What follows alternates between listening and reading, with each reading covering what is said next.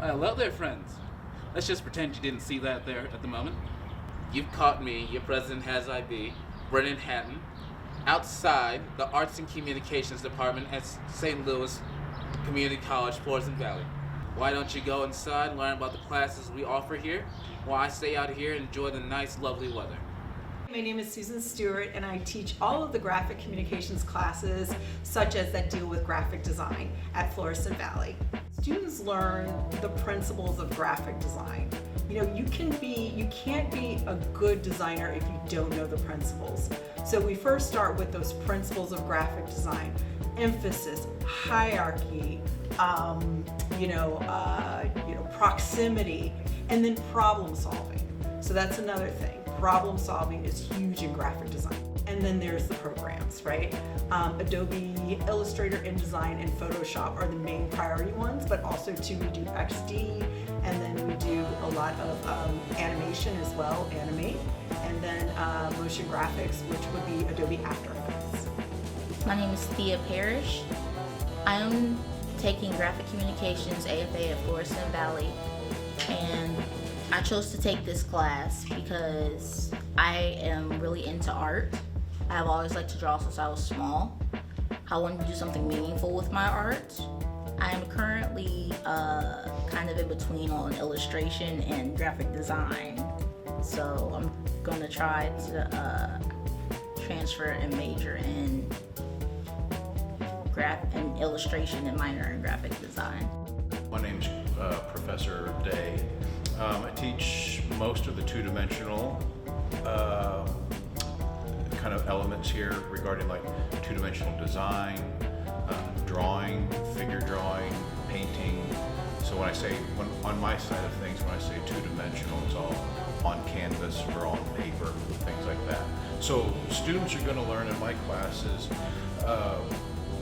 more traditional techniques, these skills that have been kind of taught since the Renaissance for the most part. Things like issues with perspective,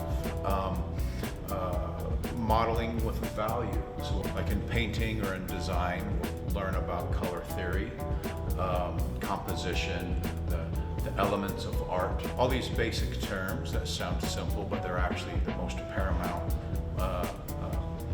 building blocks for all of art. You know, we've had students go off to paint abstract brush marks on, Louis Vuitton purses, and there were some in the Super Bowl. A student actually painted just brush marks and beautiful marks of paint on ball players at the Super Bowl. I chose to take 2D drawing at St. Louis Community College because I want to learn about color theory. That's very important when it comes to drawing and painting and any type of art.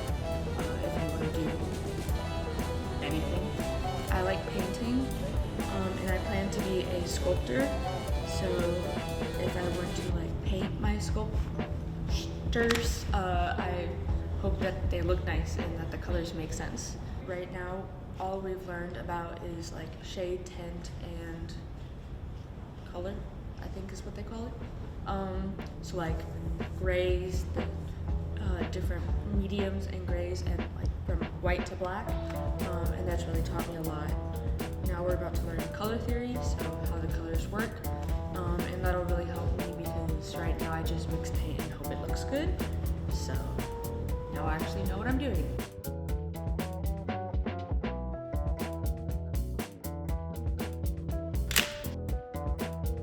I chose to take this class because I do content creation and I also do fashion, and I want to figure out ways how to improve what I usually do for as my photos and thumbnails, camera shots, things like that.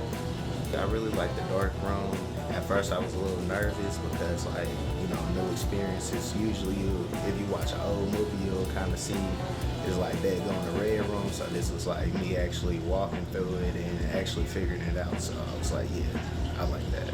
Honestly, I really want to take a couple more classes with photography and then trying to just keep learning the best I can and the most I can, and really just networking with it, because like I feel like this will open up new doors and opportunities, whether it's film, photography, Photoshop, all that. It's like really interesting. It's like this is just the beginning stages, so I'm really excited for it. Really. I teach Photo 1, Photo 2, Photo 3, Advanced Photo, Digital 1 and 2, History of Photo.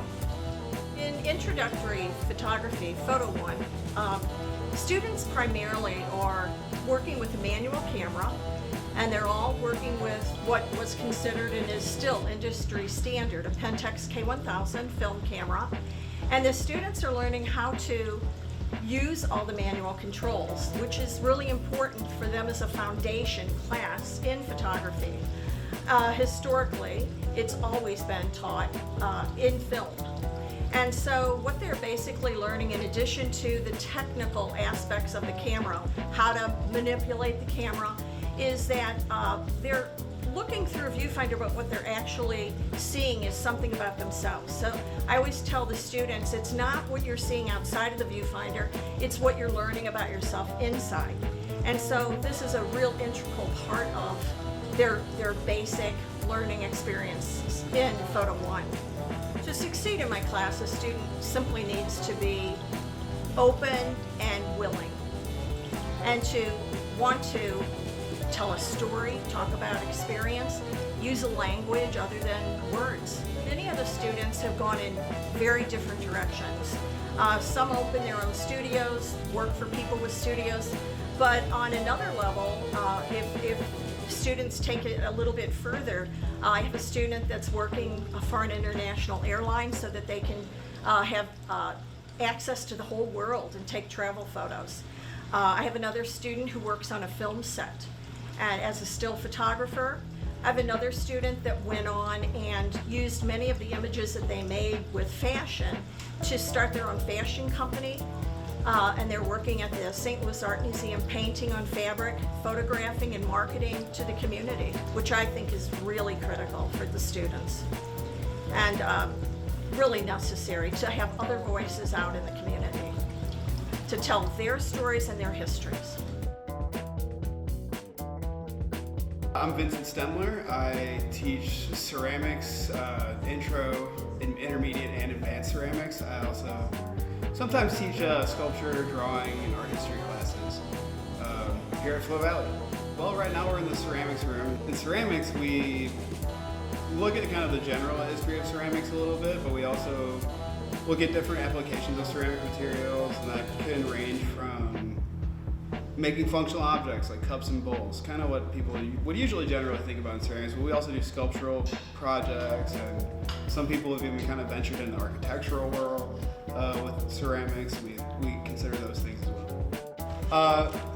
I would say that in my classes, like particularly in ceramics, you want to be open-minded and don't be afraid to experiment, and with that, don't be afraid to fail.